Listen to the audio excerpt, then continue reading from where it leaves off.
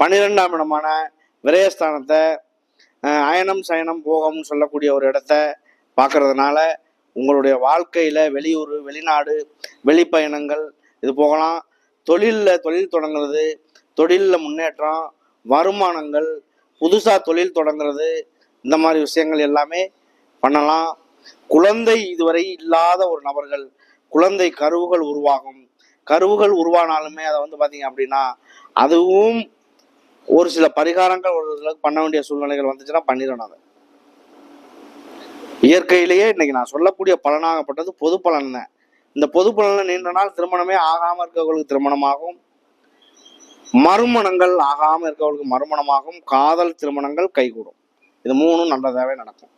அது இல்லாம உங்களுக்கு இந்த சுக்கிரன் அமைவிடத்தை கொண்டு சுக்கிர மகாதசை 20 வருஷம், 20 வருஷத்துல நடக்கக்கூடிய விஷயங்கள் நல்லதா இருந்துச்சு அப்படின்னா